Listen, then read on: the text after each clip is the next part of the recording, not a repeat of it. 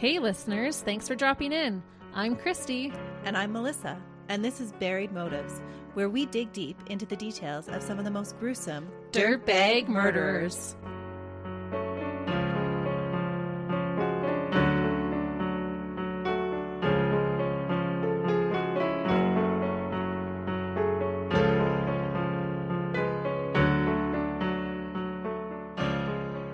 Hey listeners! Welcome to Buried Motives. Today we're visiting Canada. That's right. I found a case that a lot of our Canadian listeners will know about. Is this your first Canadian case? It's usually me that does the Canadian cases. No, my very first case, Bruce that's MacArthur right. was from Canada. That's right. But that's so long ago. Now I'm thinking about it. Have I done any in between? I don't think so. Really? Yeah, I think it's usually me. Oh, I like to travel more than Melissa, I guess. That's right. Even if it is just in my research. She likes to actually travel. Christy is an armchair traveler. I like to travel, but when I look in my bank account, I can make it to my living room on the budget that I have. But with drinks. Yes. One in each hand. We could do that. And a bowl of popcorn. Oh, yes. Popcorn is one of my most favorite foods. It is mine too. I love it. Melissa makes really good caramel popcorn. Yeah, but my husband makes the best movie theater popcorn. Oh, he does. Mm-hmm. I haven't had that in a while, by the way. Hint, hint. Movie night. I think so. This Friday, actually. Let's do it. Okay. Okay. So tell us about your Canadian case. Speaking of movies, this one's like a horror movie. So I'm going to ask you, are you ready to be traumatized today? No. Too bad. Today's case is one that most of our Canadian listeners will likely be familiar with. It took Canada by storm in 2008, and it's one of those cases that you aren't able to soon forget. Oh, I think I might know where you're going with this. So here is your warning. Have you ever ridden on a Greyhound bus? Yes. Who hasn't, right? We all have. The Greyhound Lines is a bus company founded in North America in 1914 and shuttled people all over Canada, the US, and Mexico. Other countries likely do have something similar if they don't have Greyhound. It's just basically a giant bus that people take to travel from city to city. If you've never been on one, it has a long aisle with padded seats on each side that usually fit 2 or 3 passengers. They have a washroom located at the back of the bus, which as a kid I thought was like so cool that you could use the washroom while you're on a bus. And most have TV screens, like on an airplane, to play movies for the passengers during long trips. It's an airplane that drives down the road. Exactly. The rides can take a long time because you make multiple stops to pick up parcels and other passengers along the way. The bus is super tall because it fits everyone's luggage and parcels underneath the seat area. You load it up from the outside. Most buses hold 56 passengers, but the amount can vary between 36 and 60. Although it had been a staple for Canadian transport for over 100 years, Canada closed all their Greyhound bus routes in May of 2021, so just recently. It sounds like a few may still operate in Canada, but just for border crossings between Canada and the US. So are you wondering why I'm giving you all a little lesson on Greyhound buses? Well, I'm not. Melissa's figured out what case I'm doing. I know what case you're doing, and it is disturbing. It is. So I'm telling you about Greyhound buses because today's case covers an absolutely horrendous murder that took place on a crowded Greyhound bus. So are you ready, like I said, to be traumatized? Super disturbing. Although I don't know a lot of facts about this one. No, I didn't either. I remember hearing about it in the news when it happened, but I found so much more information in my research than what you hear on the news. I'm excited. The randomness of this killing makes it especially terrifying because the victim could have been literally anyone. If you've ever ridden on a bus like this, then it could have happened to you. I watched a great documentary on this case called Bus 1170 by the Fifth Estate. It's one that you could definitely go and watch afterwards if you wanted to. They play it on YouTube, so you can find it there. It was made within a few years after the incident, so it just doesn't have the most updated information. But it is a good one that includes interviews with some of the other passengers and people involved in the case. I also found some court documents for this case, which is always exciting to find while researching. And I just wanted to mention that if anyone is ever wondering where we get our information for a particular case, you can always email us at buriedmotives@gmail.com. Absolutely. We keep all of our sources. Yeah. So let's start by talking about our killer. Vincent Li was born in Dandong, China on April 30th, 1968. This was in northeastern China in the province of Liaoning. He went by Vince, so that is how I'll refer to him during the case. His parents were still living as of 2012. I couldn't find any updates since then, but as of 2012, they were still alive. He has an older brother who is a businessman and a younger sister who is a secretary. After what happened, wouldn't be surprised if they just pulled everything and tried to live under the radar. Oh, likely. Yeah. And I believe they're still living in China. Mm-hmm. Vince would later say that his siblings found out about what he did, but that his parents, as of 2012, did not. Oh, wow. Mm-hmm. So he was able How to did they not hear about it? I don't know. He was able to keep that from his parents, but his siblings did know. But he's born in 1968. I'm not sure how old his parents are. I couldn't find information. And maybe they don't spend as much time on the internet. I don't know how much the news in China would cover Canadian cases.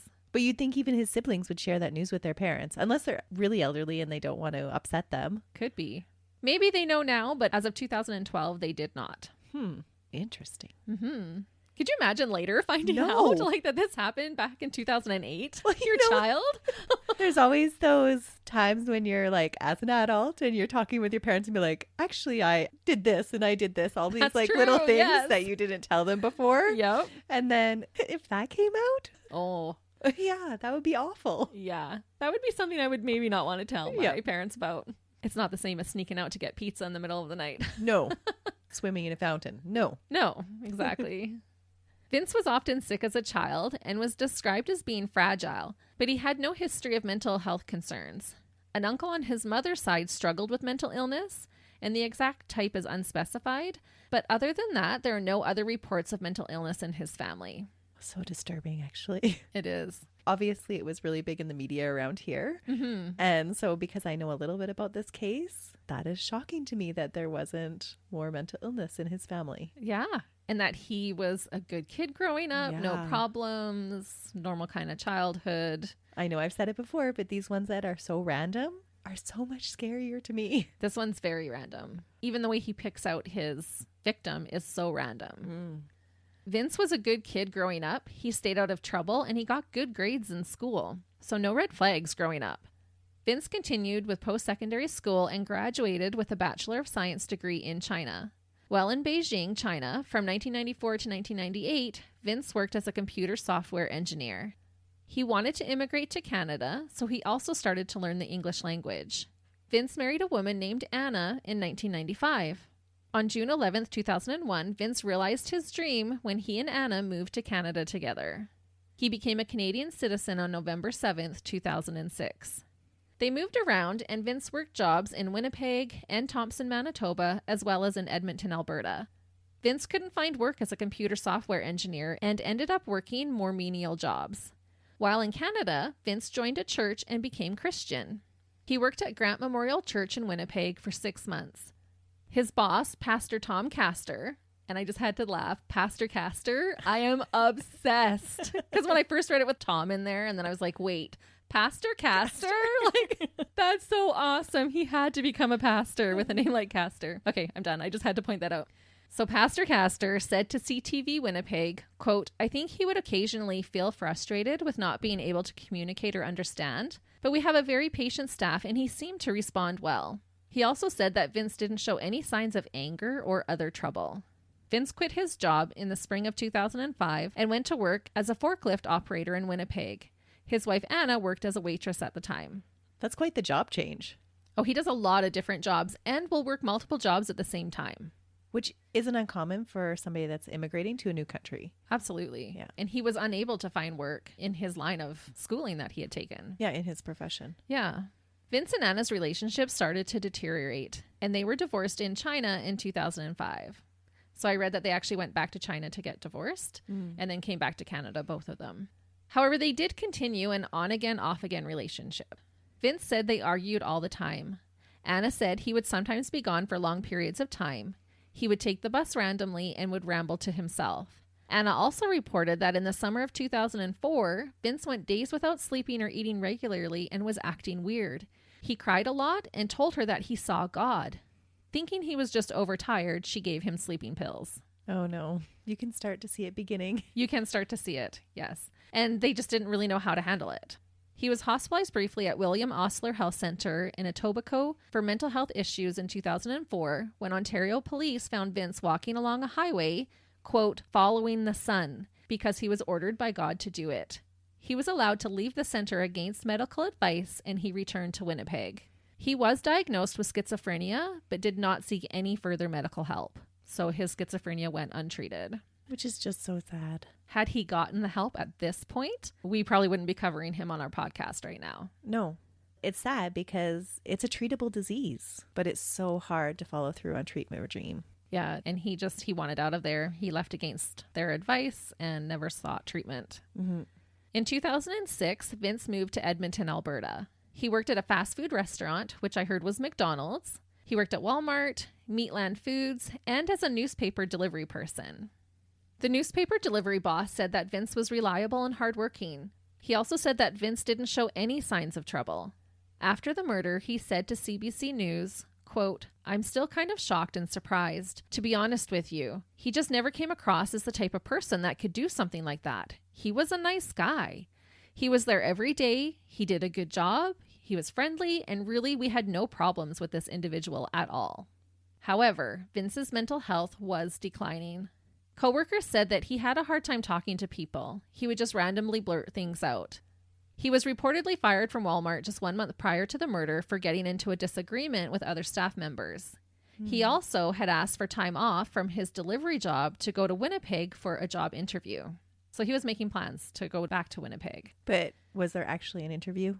I believe there was. Oh, okay. Yeah, he seemed to have no problem finding a job. He was reliable. He was a good worker. In July of 2008, at the age of 40, Vince had auditory hallucinations of God's voice telling him to move from Edmonton back to Winnipeg. He decided to take a Greyhound bus to get there. Before getting on a bus, Vince went to Canadian Tire and purchased a buck knife. He later said he bought the knife because God told him his life was in danger and that people would try to kill him. Oh, there's the paranoia, right? Mm-hmm. Paranoia plays a big part in this. Vince boarded the bus in Edmonton around midnight on July 28, 2008. But then, for an unfortunate twist of fate, he decided to get off unexpectedly at a stop in Erickson, Manitoba, around 6 p.m. on July 29, 2008. So he didn't finish his intended bus ride. Just for whatever reason, he got off at a random stop. Vince reportedly sat on a bench with 3 pieces of luggage next to a grocery store for an entire night. He sits here for almost 24 hours. And doesn't sleep. No, he just sits there. Vince later said that at one point, while sitting on the bench, he took out his knife when a pickup truck drove by because he didn't know if he would try to kill him. So he was clearly paranoid. One witness said he saw Vince sitting upright with his eyes wide open at 3 a.m. A 15-year-old boy, Darren Beatty, came across Vince still sitting on the bench the next morning. Vince had a sign on his laptop indicating that it was for sale. Vince was asking $600 for it, but then took $60 instead when the boy said that it was all the money that he had. What? Vince later said that he heard the voice telling him to get rid of his possessions. So I guess he figured, well, 60 is better than nothing. So he sold it to this 15-year-old boy. Score for the kid. Right? They assume that was his last interaction with another person kind of before this happened. Mm-hmm. And just a quick side note about that. The boy later turned in the laptop to help the investigation. And so an anonymous businessman apparently gifted him a brand new one for being so honest and turning it in. Oh, good for him. Yeah, because the police had to seize it when the boy brought it in. And when this man found out, he's like, oh, that was a good job, kid. You know, I'm going to give you a new laptop. Karma. Yeah. Good Canadian friendship, friendliness there. That might be like the only good thing in this case. Sometime around 6 p.m. on July 30th, approximately 24 hours after getting off his original bus, Vince got on a new bus headed to Winnipeg. Bus 1170. Bus 1170 had close to 40 passengers, including his future victim, a 22-year-old man named Tim McLean. So let's switch gears for a moment and talk about Tim and how he ended up on Bus 1170, essentially sealing his fate.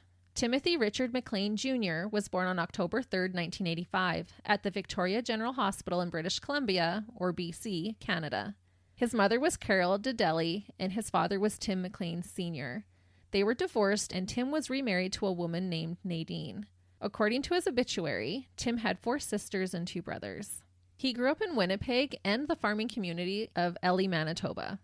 Tim's obituary said, quote, Tim was very active. He loved soccer, football, motorbikes, and generally anything that would get him into dirt and trouble. He would always bring out the best in people with his charm and never tired of pulling pranks. Tim's appetite was legendary, both for food and life. He could never stand still. There was a whole world to see, and everywhere he went, he brought light and joy. Aw. I often wonder, those people that die so young, they have to pack so much life into their short time that you often hear people say like they were just so full of life, like he had to try everything and do everything. Yeah, and he really seemed to, because I was able to see some video of him and stuff, and he just seemed like one of those people that just had a real zest for life.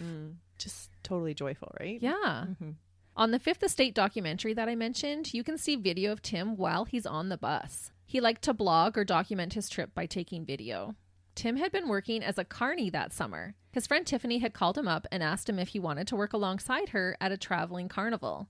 Tim, being outgoing and adventurous, was totally on board. She told him to pack for at least a week, but he ended up working most of the summer with the carny community.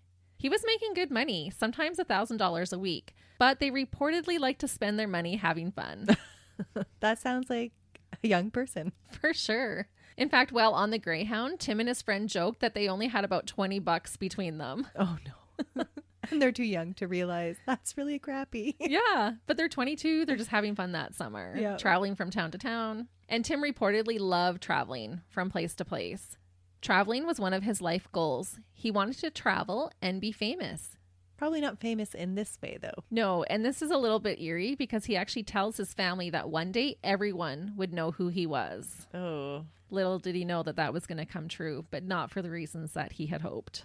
At the end of July 2008, Tim had worked the Klondike Days in Edmonton. The next stop scheduled was in Regina, Saskatchewan. Tim had decided that he wanted to move to BC, and so instead of continuing to Regina with the rest of the crew, he took a week off from work and was going to head home to Winnipeg, where he lived with his dad and stepmom, to make plans to move.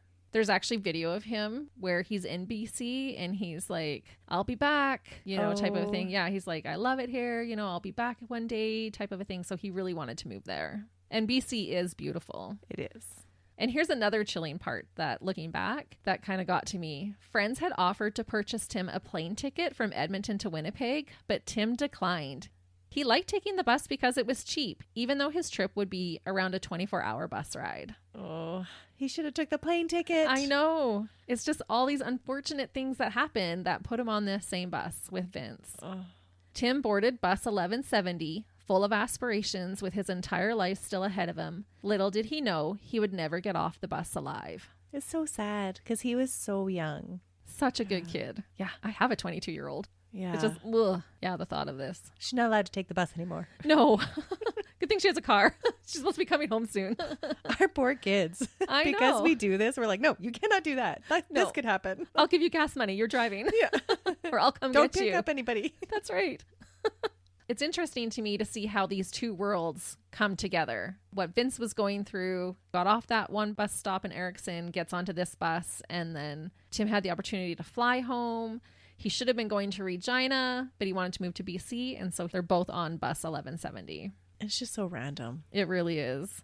Tim was settled in the second last seat. They had already been on the bus for about 18 hours when Vince Li entered the bus during a scheduled stop at Erickson, Manitoba. Vince had a shaved head and was wearing sunglasses. He first sat near the front of the bus, far away from where Tim was sitting. However, after a short cigarette break, Vince decided to change seats. Stephen Allison was sitting with his wife in the seat directly across from Tim, so across the aisle. Stephen said that when he saw Vince, his stomach turned. He knew something was off with him. And Stephen reportedly had had a bad feeling ever since leaving Edmonton. You know when you just feel anxious, you have that feeling that something bad might happen? Something's going to happen. Yeah, Stephen had that from Edmonton on. That's an awful feeling. It is. And then to see it come to fruition, I can't even imagine. It would teach you to trust your gut more. Yeah. Vince walked down the aisle, looking into all the rows, and finally chose to sit next to Tim. He said later it was because Tim smiled and acknowledged him, because he was such a friendly guy. Yeah. Stephen said that Vince behaved oddly. And this is really odd. He said he held onto a 2-liter bottle of Nest tea and a roll of toilet paper. What? Yeah. And if he wanted to take a drink, he would hold the roll of toilet paper under his chin until he was finished drinking because he didn't want to let go of either item. Oh, that is bizarre. Yeah. So in one hand, he had the iced tea. In the other hand, he had a roll of toilet paper. And if he needed a drink, he just shoved that under his chin. Why do you need two hands to drink? Well, to undo the lid, take a drink. And then he would like grab back onto his toilet paper after. But rather than putting the toilet paper like in his bag or on his lap, he had to like be hanging onto it. Do you ever find out why he's carrying around this toilet paper? No. Okay. Stephen was just observing that this is what Vince was doing. This guy, it's weird. Yeah. As the trip progressed, Vince started to get agitated. He started to rock back and forth and chant something in a different language. I'm assuming maybe Chinese, but who knows? Stephen said he was worried, but he didn't want to address Vince in any way in case he tried to hurt his wife. Stephen was sitting in the aisle and so was Vince. So they were right next to each other and he just didn't want to address him at all. He was being protective. Mm-hmm. The bus was dark and a lot of the passengers were sleeping. The bus driver had put on the movie Mask of Zorro for the passengers to watch. And this is usually a peaceful time on a bus. If you've been on one overnight, you know. You know exactly that ambience of the dim lights and the movie, and a lot of people are sleeping, and that's kind of where we're at right now on the bus. Tim was one of the passengers who was sleeping. He was leaning against the window. He had his earphones on listening to music, so he likely didn't hear Vince chanting. The bus was on the Trans-Canada Highway, which is a highway that runs through the country, from the Pacific Ocean on the west coast to the Atlantic Ocean on the east coast, so you can literally drive it right through Canada. They were close to Portage-la Prairie, Manitoba. They were about 20 kilometers or 12 and a half miles west of there when mayhem would ensue. Even the stuff that they released on the news media around here was graphic and disturbing. So I can't imagine what it was like to research this case. It's very graphic. Yeah. So if you need another warning, here it is. We're going to get into it now. Vince said that God told him to kill Tim. So still wearing his sunglasses, Vince turned to Tim and started to viciously stab him in the neck and chest. Stephen, the man who was across the aisle, started yelling that someone was getting stabbed, and he ran up the aisle a bit to holler at the bus driver to stop the bus. Garnet Catton was sitting in the seat in front of Tim and said he heard a blood-curdling scream. He turned around to see Vince stabbing Tim with a hunting knife. He said, quote, he must have stabbed him 50 or 60 times. He commented on how calm Vince seemed to be. He said, quote, there was no rage or anything. He was like a robot, stabbing this guy. Can you imagine waking up because they're all asleep? It's late. Yeah. And to wake up to that? To someone just screaming, a blood-curdling scream. And the seats on the Greyhound bus, they're high. And so it's not like you can look over it. He would have had to like stand up and... Yeah, you do. Yeah. You totally would have to stand up to peek at the seat behind you. Yeah. No, I can't even imagine. And for Tim to wake up that way, all of a sudden getting stabbed in the neck and the chest, that's terrible. Yeah. People started to shove to get into the aisle to try and escape the bus. People were screaming and crying, and some were even vomiting at the sight of what was happening. It sounded like more than one person. People were getting sick already. So mayhem just broke loose. Stephen, the man who was sitting across from Vince and Tim, said when he turned around to get his wife, he saw 3 people who were trapped behind Vince. Tim had tried to fight back, but had fallen into the aisle while trying to get away, blocking the way, and giving Vince the opportunity to lean over him and just stab away.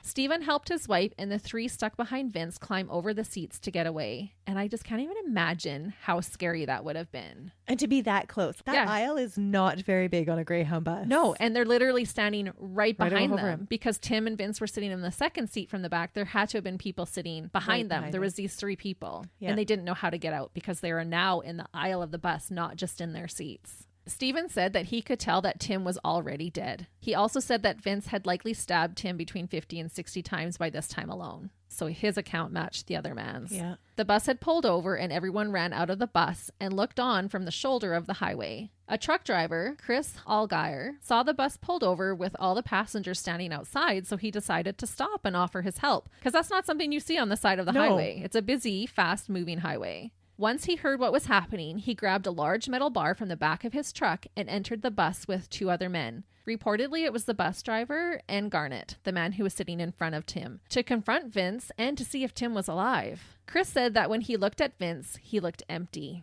He then saw Vince kneel over Tim's body and start to decapitate him. When Vince saw the men on the bus, he started towards them with his knife.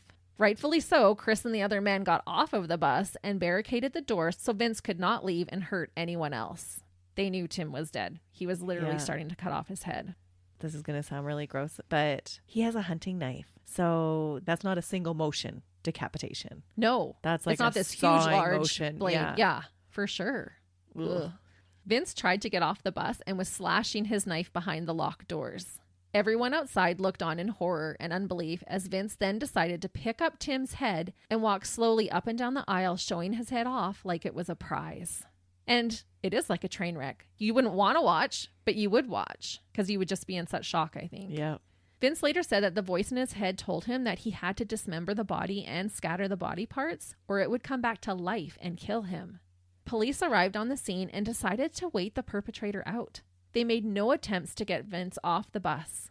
Police referred to Vince as Badger, and there are recordings of them describing his vile dirtbag actions. Ugh. Why wouldn't they just throw like tear gas in the bus or something? Yeah, exactly. Yeah. And that's actually in my notes coming up about the tear gas.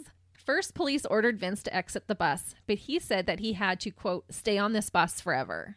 Vince proceeded to chop up Tim's body and consume some parts as well. Oh, gross. And this took hours. From what I could tell, the police were called around 8:30 p.m. and Vince wouldn't be apprehended until about 1:30 a.m. in the morning. Oh, that poor family. The desecration that he caused to the body is awful. It is so disturbing. So for 5 hours, he was left on the bus with this body.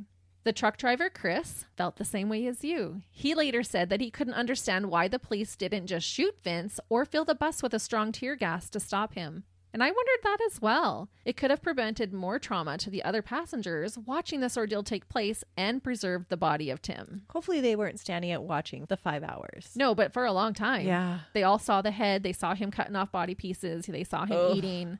It was horrific. At one point, Vince had tried to drive the bus away, but they had already disabled the engine. That is smart. It is quite smart. Yeah. Finally, Vince decided to try and escape through a window in the back of the bus. The RCMP, or the Royal Canadian Mounted Police, tasered him twice and were then able to restrain and arrest him. He must have been a sight. Oh, yeah. To come out of that window all blood covered and... Yeah. And I hadn't put this in here, but he even had blood smeared all over his face and stuff from eating it. Yeah, he was just covered because the body was so mutilated.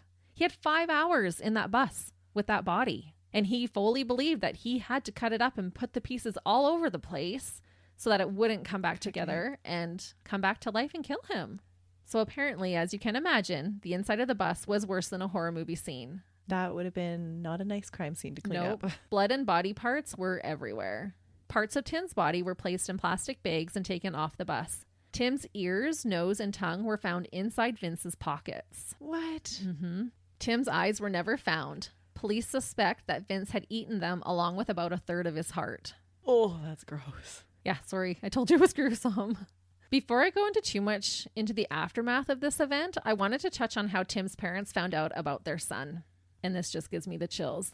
So Carol, Tim's mom, heard about the incident on the news the next morning. She thought her son had arrived in Winnipeg previously and had no idea that the news reporters were talking about her son. She worked or volunteered at a senior center and went about her day. She cooked the seniors pork for dinner, and when grace was said, they prayed for the young man's family from the Greyhound bus. Again, not knowing that the family they were praying for was hers. She remembers making the comment about how that could have been her son, but he would have gotten to Winnipeg 2 days ago. So, you know, when you hear about something like that and you're like, oh my goodness, that could have been my son. Yeah. And little did she know. Plus, wouldn't you assume that if it was your son, you would have been notified already? Yeah. Yeah, she had not been. Because he got apprehended about 1:30 in the morning. She heard it on the morning news, and they had it on the news and stuff at dinner time because it was big news. Time to notify the family. There was. Tim's father, Tim Sr., said that he had picked up fried chicken for his son in anticipation of him arriving. Fried chicken was one of his favorites, so that's what he had picked up. When he arrived back home, some of Tim's friends were waiting for him at his house. They asked him if he had seen the news. He hadn't. They took him inside and turned on his computer and showed him the headlines, breaking the news that his son was the murder victim. That's a horrible way, actually, to do that. I think they could have told him without the visual. Yeah. They're probably all in shock and stuff, too. Probably. Who knows how to handle these situations when you're actually in them? That's right. Yeah. It's just such a crazy time. And I was even thinking, even the little things like, I wonder when the next time he could have picked up a bucket of chicken. Mm-hmm. You know, because you would associate little things like that. Yep. Even his mom going to work that day, making pork chops, talking to those people. Those could all be triggers later on to bring all that back. Tim's father said that their lives have been upside down ever since. Around 7:30 p.m., Tim Sr. made the heartbreaking call to his ex-wife to tell her what had happened to their son. So that's how she found out. Carol says that hearing the news was too horrific for her mind to comprehend and accept. She just remembers shouting no over and over again. Tim's stepmom spoke about how her husband couldn't even say goodbye to his son. She knew the medical examiner personally and asked her if there was any way that he could hold his hand, see his face, or even touch a foot for some type of closure. The answer was no. No. There wasn't enough left of Tim to be able to hold on to, so they didn't get to say goodbye. Oh. At first, Vince turned away a lawyer and allegedly just wanted to be put to death. It was reported that he was actually upset when he learned that Canada didn't have the death penalty. He should have done his research. Well, I guess he wasn't researching anything at that time. No, this was not premeditated. He hadn't planned it. And because it wasn't premeditated, he was being charged with second-degree murder. His trial started on March 3rd, 2009. It was clear that a psychiatric assessment needed to be performed on Vince Li. Dr. Stanley Yaren, Manitoba's chief forensic psychologist, interviewed Vince around 19 times before making his assessment. Well, he did his due diligence to make sure that he understood everything. Yeah. He recognized that Vince believed he heard a voice from God, telling him that Tim was a force of evil and was about to execute him, so he had to act quickly and protect himself. Dr. Yaren said, quote, "In response to that, in a state of panic and fearful for his life, he carried out the acts that he did. Mr. Li did not understand he was killing an innocent bystander. He did not understand his actions were wrong." Vince's lawyers advised him to enter a plea of not guilty, claiming he was not criminally responsible because he is mentally ill, and Dr. Yaren agreed. However, when arrested, Vince told officers that he was guilty, he was sorry, and please kill me. Vince told Dr. Yaren, quote, "I am the evil son of an evil God. God chose me as the killer and chose Tim McLean as the victim." You can have brief moments of clarity and still not be sane, though. For sure. Yeah. Dr. Yaren was quoted saying, quote, "It would be in some sense easier if Mr. Li was an antisocial psychopath with a history of malicious behavior, but he isn't that. He is, as I've come to know him, a decent person. He is as much a victim of this horrendous illness as Mr. McLean was a victim." The presiding judge accepted the diagnosis and found Vincent Li not criminally responsible for the death of Tim McLean. Vince was sent to the Selkirk Mental Health Center under the care of Dr. Kremer, and it would be up to the Manitoba Review Board to determine whether he gets released and when. This outraged family, friends, and even the general public. People were upset that this happened. Do you remember?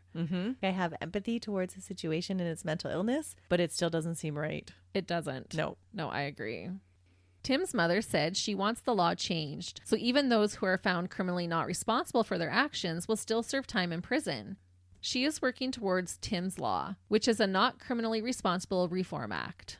Well, maybe not jail, but at least they have to stay in a facility. Right. They don't get out and walk the streets free. Yeah, there needs to be more of a criteria there. I agree. Because right now, when he's in there, it's just up to... Well, it's not even a parole board. No, it's right? up to the Manitoba Review Board to decide when or if he gets out. It would be always on your mind. Is he going to get out this year? Is he going to get out this month? If they have a sentence and you know he's for sure spending a minimum amount of time, that would help with some of the healing, I think. Yeah. She said the family is in an endless state of grief. She also claims that the RCMP are partly responsible for her son's mutilation. She said, quote, "This individual ate my child's eyes and a third of his heart, and they allowed that to continue. And I'm supposed to be okay with that? I'm not okay with that." I would agree. Me too. Why did they not intervene I don't earlier? know, 5 hours? Surely they could have come up with some way into the bus or something. And he had a knife. It's not like he had all this like gun power there with him. Right. But we often think that the police have this rule book that in this situation we do this. They could have been just as shocked and like thrown off by what they were viewing as other people. For right? sure. And a lot of them, I'll talk about one in particular who was totally traumatized. Yeah. I mean, they do have training to think in unusual circumstances. Right. But that's beyond unusual. It is. And like I said, you can hear them referring to him as Badger and they're describing what he's doing. So I'm assuming that that would be going to whoever's in charge. You know, not everybody who's listening to that is likely right there on the scene. No. Right? They're not there without external help from the police force. And so why did nobody suggest that? Why did they just wait him out? Yeah. Why are we not tear gassing this guy? They would have had a clear shot of him. Yeah. You know, once they got all the passengers redirected, it's all windows and he had no problem walking in front of the windows and showing them what he was doing. And it just makes the death that much more horrific for the family. It would. Yeah. Because they didn't even have a full body to claim. No. Stephen, the man who sat across the aisle from Vince, said authorities should ensure that he is never able to harm anyone again. He said, quote, "I think he should go away for a very long time. Even if he does believe it and was something beyond his control, he still allowed it to happen. He still did it. You've got to pay for what you do. You can't take a life and expect to have nothing bad happen to you. It's true. And there's no saying that he goes off his meds again and he doesn't do something like that again. Right. And we know nobody's going to be monitoring if he's on his meds or not. Yeah. We just don't have funding for that. No. And most countries don't. Greyhound paid $450 for 6 counseling sessions for Stephen and his wife. I'm not sure if they did this for other passengers, but I would hope so. But he did say 6 was not enough. And no, absolutely not. And I think he was 20 at the time, and new wife, like they did not have the money to pay for counseling on their own. Tim's family also blamed the Greyhound bus for letting a man onto the bus with a knife and filed a lawsuit against them. And I couldn't find any other information on this, so I'm assuming it could maybe still be standing, that lawsuit. I don't know. Or it was settled and paid out of court. Maybe it was settled. Yeah, I'm not sure. I just couldn't find anything else about that one.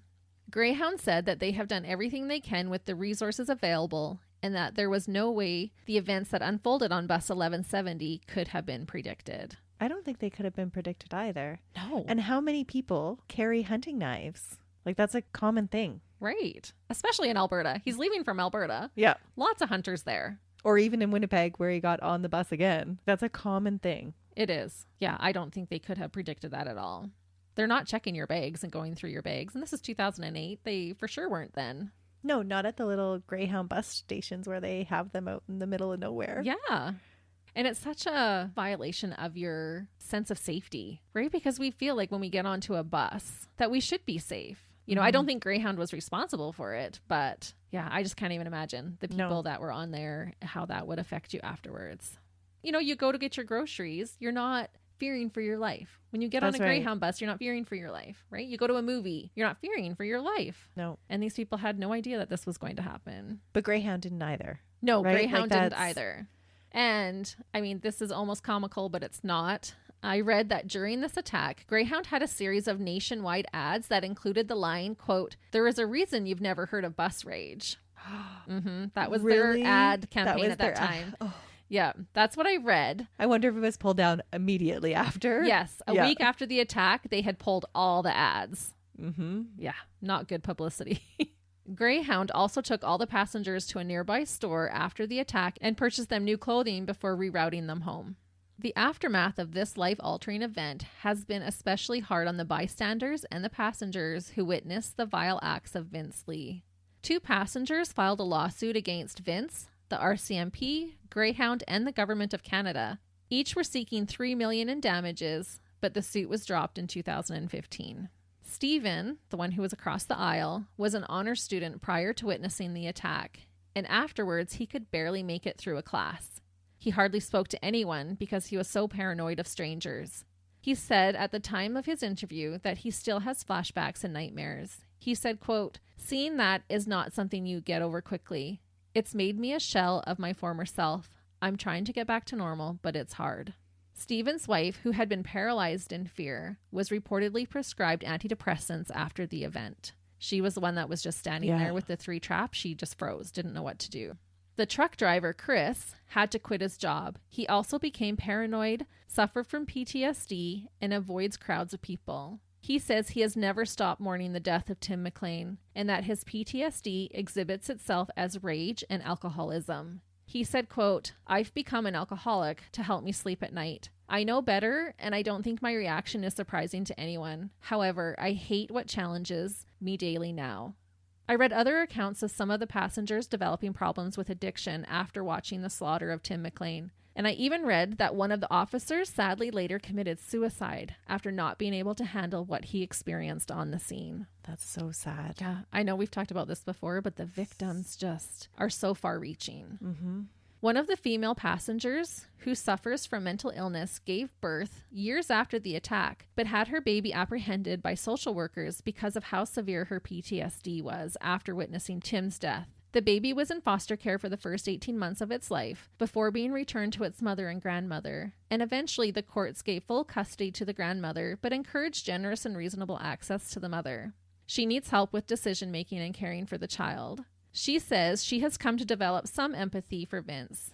She said, quote, "In some sense, yes, I forgive him. I've been able to normalize that he is a person with mental illness. It doesn't give him a free pass, but it gives a little better understanding of what's going on. Mm-hmm. To me, Vincent Li is not a monster. He's just someone that unfortunately went through an undiagnosed mental illness. It was more of an untreated illness, I would say, illness, right? yeah. On a somewhat brighter note, Tim had a son born 5 months after his death on December 21st, 2008. Tim's mom said he is a gift from God sent by her son to give her a reason to get up every day. And I wondered, if you do go and watch that documentary, Tim talks on there about how he just got some exciting news. And that was his news? And that's why he had to go home to Manitoba? Yeah, I don't know. And then go back and live in BC? Yeah. So I don't know for sure. When I read this, I thought, oh, I bet it was, I don't know if they were still together, his girlfriend, but that she was pregnant and he found out that he was expecting a child. On a sadder note, there have been bitter custody battles between Tim's mom, Carol, and the boy's mother, Colleen. And the courts granted Carol custody in 2016. What? But reportedly, even Tim's father has a hard time being allowed to see his grandson. So I'm not sure what's going on there, but thought it was worth mentioning. And I just feel like it makes a terrible situation that much more tragic when people withhold relationships from the children involved. And we see this happen more often than we'd like. Mm-hmm. Yeah, so I'm not sure why that's happening or if that's been rectified since then. I don't know.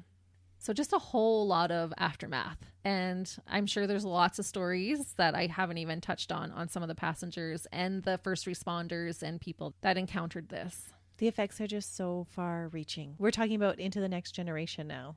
Yeah. It would be such a fear to be in crowds because it was so random that it could happen anywhere. You have such a distrust of anybody approaching you on the street. Right. That PTSD would be something fierce for sure. It would be so scary. Yeah. On June 3rd, 2010, Vince was granted supervised outdoor walks within his mental health facility. So it's not like he has full control. Like he's not just walking free, right? Yeah. It was a locked down medical facility. On May 19th, 2012, Chris Somerville, who is the CEO of the Schizophrenia Society of Canada, released an edited interview with Vince Li to the press. So meaning it was condensed for length, not that it was edited to change any of the statements. He had been visiting with Vince every other month for about 4 years prior to releasing this. Vince gave written permission for his interview to be shared. Before sharing his interview, Chris Somerville stated, quote, "What we have here are 2 victims and 2 families who are victims of untreated, uncontrolled psychosis.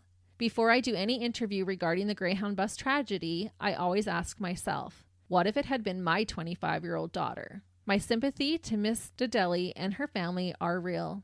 And yet I also ask, what if it had been my son who killed Tim McLean in such a ghastly and grotesque fashion? I hope that such self-questioning softens my response to the many questions I have been asked about my personal and professional knowledge of Mr. Li. There are no easy answers to the many faceted questions that bombard both families and the media. However, I think the media has been more favorable to the McLean family, probably because public sentiment is on their side, and we as a country have entered a period of tough on crime, with little attention paid to restorative justice, rehabilitation, recovery, and redemption, or the influence and role of mental illness in this particular most unfortunate incident." Yeah, I'm still the hard on crime. I know. I can see Melissa's face. I do think that rehabilitation is an important thing. I think a lot of countries don't, right? Just we'll throw them in the slammer when they're done, put them back on the streets, and they're probably worse. But this is a tough one. This is a really tough one. If that was my loved one that had happened to, no, you would never want to see Vince roam the streets. So I thought I'll share just parts of the interview. I picked a few questions, and so we can hear right from Vince's mouth himself about what happened. Why did you do what you did on the bus? He said, I bought a knife at Canadian Tire. I bought it for any emergency for the journey to protect myself from the aliens. I was really scared. I remember cutting off his head. I believed he was an alien. The voices told me to kill him, that he would kill me or others. I do not believe this now. I was totally wrong. It was my fault. I sinned, but it was the schizophrenia. What else do you remember about the incident? I try to forget it. I try to stay busy here. It is painful to think about. How do you feel about what happened? I feel nervous. I feel painful. I'm embarrassed. It was wrong. Do you understand why people are scared of you? Yes. I don't think I will ever do it again. I don't know at that time I had schizophrenia. Now I do. What would you say to Miss Dedeli and Tim McLean's family? I am really sorry for what I did. If I could talk to her directly, I would do anything for their family. I would ask forgiveness, but I know it would be hard to accept. Do you think you're getting better? Yes, my thinking is becoming normal. I don't think weird things. I take my medication, olanzapine, every day. I am glad to take it. I don't have any weird voices anymore. Some say that the RCMP should have killed you that night. He said, I should have been killed at that time. I still believe that, but I am thankful that the RCMP didn't. Do you believe you should be under a treatment order? I should be here. I should be under a treatment order. If you ever got out of Selkirk Mental Health Center, what would you do? I hope to leave one day, but I have to make sure it wouldn't happen again, that there would be no voices. I would change my name to be anonymous, but I would still be in touch with my doctor. What do you think of Tim's law that any mentally insane person who kills someone should never be released?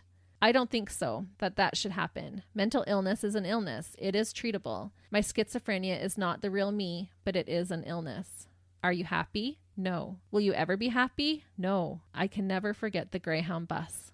Any final words? I would like to say to Tim McLean's mother, I am sorry for killing your son. I am sorry for the pain I have caused. I wish I could reduce the pain.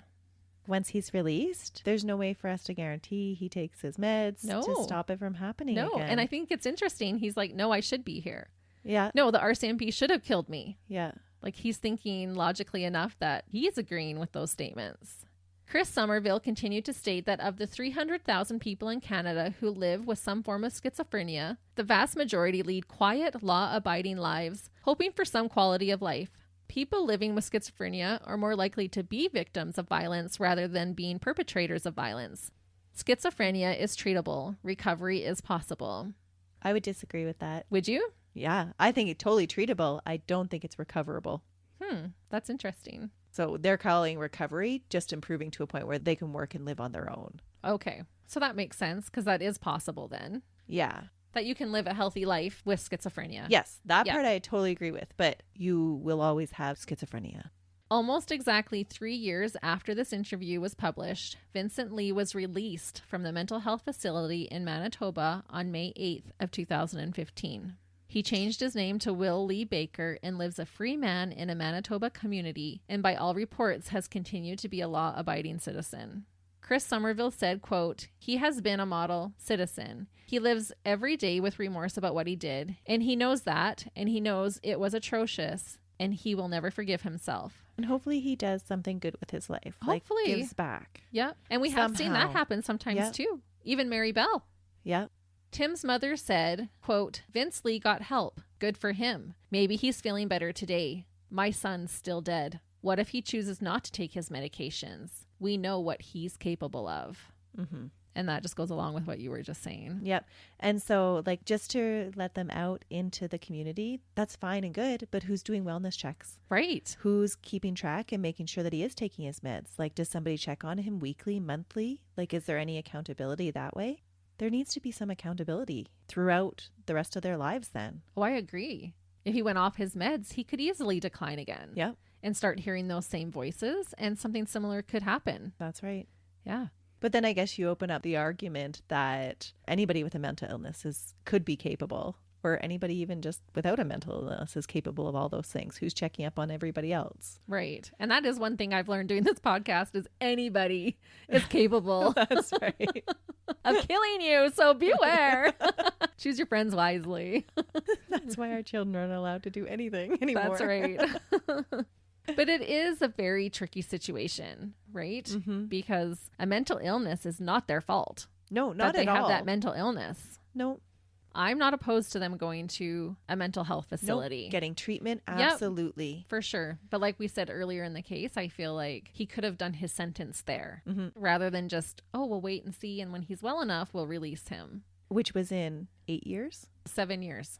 That's not enough time for taking someone's life. No. That would feel like insult on injury, in my opinion. Mm-hmm. No wonder that his family is angry about it. Yeah. It was second-degree murder, right? Yeah. So what is the standard time for if you commit second-degree murder? So in Canada, it's still a life sentence for second-degree murder. The only difference is that parole eligibility happens after 10 years at the discretion of the judge. Oh, okay. So they can get out earlier, but it's still a life sentence The other thing for us to consider is it's not just a second-degree murder charge. He should have been charged with dismembering a body. Dismembering, cannibalism. Yeah. You know, all these other charges he could have been charged with. Yeah. If they really wanted to. They could have added a lot of years to a sentence for him. And so for me, somebody needs to be checking on him for the rest of his life because that's what his sentence would have been. No, I totally agree. And I mean, I could be wrong, but I don't even think it stays on his record then. He wasn't charged with a murder. I read that in one source that if he got released from the hospital, it wouldn't be on his record, which is super scary. It is scary. Yeah. Hold on. I'm going to look that one up. Okay. This is from the RCMP, and it says that if you're found not criminally responsible, we keep this non-conviction record for at least 5 years. So it could be off of his record then. Yep. I don't know how you can like chop up somebody, and decapitate them, and not have that follow you. Yeah, that's crazy. It is crazy to me. Canada, what are we doing? We don't have to be that nice all the time.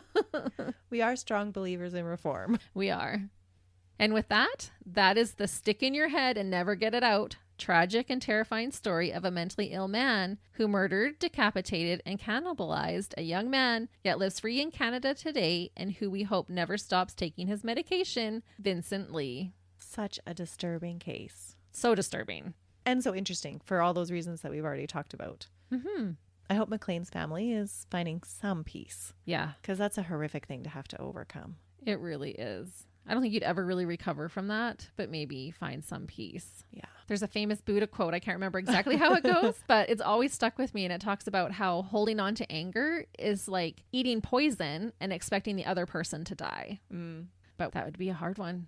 That'd be really hard. There's no easy path. Well, thanks for sharing that case with us. You're welcome. And there were lots of details that I didn't know about. Yeah, I hadn't heard a lot about Vince's background and just even some of the things that occurred. Yeah, and it was on the media everywhere. It was. I remember hearing about the case and just being horrified. But that's why we dig deep here on Buried Motives. That's right. And we'll be back next week with another dig deep on another case. Until then, have a great week. See ya. Bye.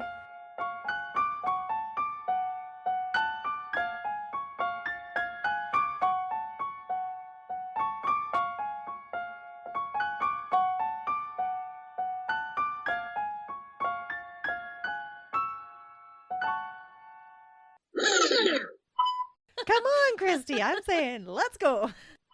Thinking like, are you ready to rumble? That's because you're surrounded by wrestlers. I'm like, that was a lot of words to just say, we're going to Canada. I have showed up today. That's all you're getting. That's half the battle. I could look it up for you, but then that's going to take longer editing. Other countries. This morning was a challenge just starting this case. All right, plan B. We have to do that sometimes. Honestly, we're working on like plan G now, but yeah, that's true. Vince had auditory hallucinations. Wow, those sound exciting. Let me try that again. And I could do it because I'm not actually choking right now. Our attention is elsewhere. Yep. She said the family is in an there's 3 N's in a row. I mean, he is the CEO of Schizophrenia Canada, whatever. I don't care. I disagree. They're like, get over it.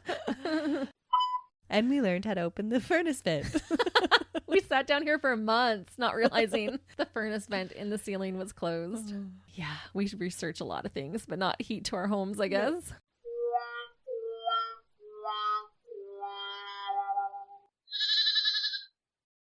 Another Sound Off Media Company podcast.